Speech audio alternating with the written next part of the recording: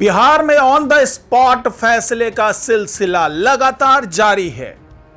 पिछले दिनों कुछ अपराधी ये सोचकर बैठे थे कि शायद अब पुलिस नरमी बरतेगी, लेकिन सम्राट सरकार की पुलिस अब पूरे जोश में है। जिस तरीके से सम्राट सरकार में यह ऐलान कर दिया गया है कि कोई भी अपराधी अब पुलिस की पहुंच से दूर नहीं है, अब उसका असर दिख रहा है। और ताजा मामला है पटना के मसौड़ी थाना क्षेत्र का, जहां पर एक एनकाउंटर होता है और इस एनकाउंटर के पीछे जो कुछ होता है वो आपके होश उड़ा देगा, क्योंकि महज कुछ घंटे के अंदर में जो कुछ हुआ वहां पर, जिस तरीके से अपहरण होता है, जिस तरीके से पुलिस कार्रवाई करती है और जिस तरीके से एनकाउंटर होता है, यह सब कुछ एक फिल्मी ड्रामे की तरह चल रहा था। और इसमें मौत होती है एक अपराधी की और घायल होते हैं पुलिस के 2 अधिकारी।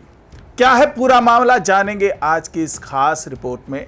तो इस रिपोर्ट में आखिर तक जुड़े रहिए। नमस्कार, मैं हूं डॉक्टर सुरजीत सिंह और आप देख रहे हैं YPN बिहार झारखंड। तो जिस तरीके से मसौड़ी थाना क्षेत्र से महज 400 मीटर की दूरी पर यह घटना होती है, सोचिए अपराधियों के हौसले कितने बुलंद हैं कि महज 400 मीटर की दूरी पर थाना है और वो वहां पर वारदात कर रहे हैं। जी हां, मसौड़ी थाना से 400 मीटर की दूरी पर मणिचक तालाब था, उसके पास में ये सारी चीजें चल रही थी। और जब इसके पीछे की साजिश को आप समझेंगे तो आप भी चौंक जाएंगे कि अपराधियों के हौसले कितने बुलंद हैं और वो किस तरीके से अपराध को अंजाम दे रहा है।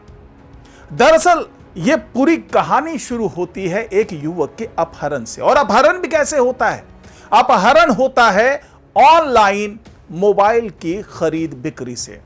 जी हां, बताया जा रहा है कि ऑनलाइन एक वेबसाइट है जिस पर कोई भी चीज आप खरीद सकते हैं, बेच सकते हैं। वहां पर इस युवक ने अपने मोबाइल को बेचने के लिए लिस्टेड किया था। और अपराधियों को जब यह सुराग लगा कि इस युवक ने अपने मोबाइल की बिक्री के लिए उस ऑनलाइन वेबसाइट पे लिस्टेड किया हुआ है, तो इन अपराधियों ने उसी मोबाइल को खरीदने के बहाने उस युवक को बुलाया। अब देखिए किस तरीके से अपहरण होता है इस युवक का। और पहले से उनकी मंशा साफ थी अपराधियों की कि युवक का अपहरण करना है और उनसे जो भी या तो फिरौती की बात हो या पुरानी रंजिश का कोई मामला हो, अभी तक हर चीज का खुलासा हो नहीं पाया है।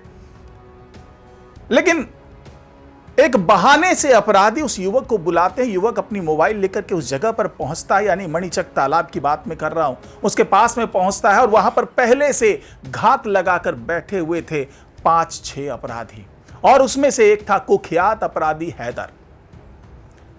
युवक वहां पहुंचता है तो वो जो अपराधी है वो उसे अपने गिरफ्त में ले लेते हैं, उसे पकड़ लेते हैं और अपहरण के उद्देश्य से उसको लेकर के जाने लगते हैं। और इस दौरान जब अपराधी को ऐसा लगता है कि युवक जबरदस्ती कर रहा है, जाना नहीं चाह रहा है और किसी भी तरीके से जो युवक था वो अपराधियों के साथ नहीं जाने की जुगत में रिटेलिएट करता है, भागने की कोशिश करता है, तो वो अपराधी जो है वो उसे खेत में ले जाकर के, सुनसान जगह थी, वहां उसकी बेरहमी से पिटाई करते हैं। और इसी दौरान जो युवक के परिजन हैं, जब उन्होंने देखा कि बहुत देर हो गई और युवक लौटा नहीं है, तो उन्हें कुछ शक सा होने लगा। इसी दौरान कुछ ग्रामीणों ने देखा कि कुछ 5-6 जो लोग हैं वो एक युवक को बेरहमी से पीट रहे हैं और सबके हाथ में हथियार है। तो उन्होंने इसकी सूचना तुरंत पुलिस को दी और पुलिस ने तुरंत कार्रवाई करते हुए, सफेद लिबास में वो पुलिस वाले थे, वो जब ढूंढते ढूंढते वहां पर पहुंचते हैं तो अपराधियों ने, जब उनकी पूरी घेराबंदी कर ली जाती है और पुलिस बार बार कहते हैं कि भाई तुम समर्पण कर दो, लेकिन अपराधियों ने क्या किया? अपराधियों ने इस घेराबंदी के जवाब में गोलियां चलाना शुरू कर दी। शायद उन्हें ऐसा लग रहा होगा कि ये भी कोई ग्रामीण है कुछ गोलियां चला देने से भाग जाएंगे। इस दौरान अपराधियों की गोली से मसौड़ी थाना के जो प्रभारी थाना अध्यक्ष हैं राहुल कुमार, उनके पैर में गोली लगती है, वो घायल हो जाते हैं। और गोली के छर्रे से जो एएसआई हैं संजय कुमार, उनके हाथ में भी गोली लगती है। तो इस पूरे घटनाक्रम के कारण जो है हालात ऐसे बन गए कि पुलिस को ऐसा लगने लगा कि इन अपराधियों को पकड़ना मुश्किल है। लगातार फायरिंग हो रही थी, लगभग 12 राउंड फायरिंग दोनों तरफ से होती है।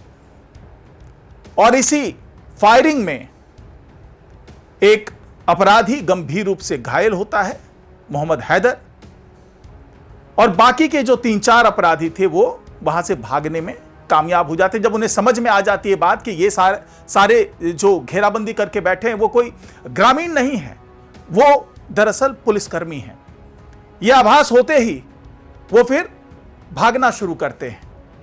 और जब तक पुलिस घटनास्थल तक पहुंच पाती तब तक वहां से 4-5 जो भी थे, 3-4 अपराधी थे, वो भागने में कामयाब हो जाते हैं। और उन अपराधियों की गिरफ्त में जो युवक था वो किसी तरीके से वहां से बचता बचाता पुलिस तक पहुंच जाता है, पुलिस की गाड़ी तक पहुंच जाता है। और गंभीर रूप से घायल जो हैदर है उसको इलाज के लिए लेके हॉस्पिटल जाया जाता है, लेकिन वहां पर वो मृत घोषित कर दिया जाता है। अब उस युवक को पुलिस बचा ले जाती है, लेकिन इस दौरान उनके 2 अधिकारी राहुल कुमार और संजय कुमार दोनों घायल हो जाते हैं। दोनों का इलाज चल रहा होता है, पटना के एम्स में भर्ती कराया जाता है। जो ज्यादा गंभीर रूप से घायल थे उनको देखने के लिए एसएसपी साहब खुद पहुंचते हैं और साफ साफ कह देते हैं कि कोई भी अपराधी जो पुलिस बल के ऊपर गोली चलाता है उन्हें गोली का जवाब गोली से ही मिलेगा। किसी तरह की नरमी की गुंजाइश वो ना सोचे कि पुलिस हाथ पे हाथ धरे बैठे रहेगी, ऐसा नहीं होने वाला है।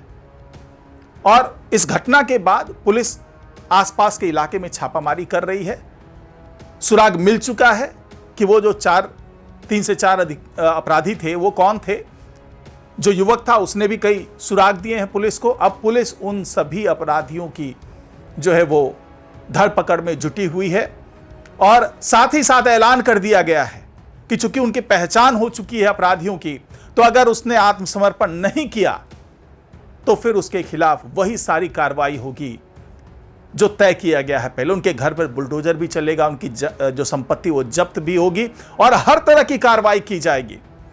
तो इस पूरी घटना के बाद से माहौल पूरा तनावपूर्ण बना हुआ है और पुलिस लगातार जांच पड़ताल कर रही है, धरपकड़ कर रही है। और उम्मीद जताई गई है कि बहुत जल्दी ये सारे अपराधी जो भाग चुके हैं वो पुलिस की गिरफ्त में आ जाएंगे। और साथ ही एसएसपी साहब ने भी ऐलान कर दिया है कि इस पूरे मामले की उच्च स्तरीय तरीके से सारी कार्रवाई होगी। कोई भी मतलब ऐसा नहीं होगा कि कोई ढिलाई दे दी जाएगी और हर संभव कोशिश की जाएगी कि जो भगोड़े अपराधी हैं उनको जल्दी से जल्दी सलाखों के पीछे पहुंचा दिया जाए। फिलहाल आज की इस खास रिपोर्ट में इतना ही। नमस्कार।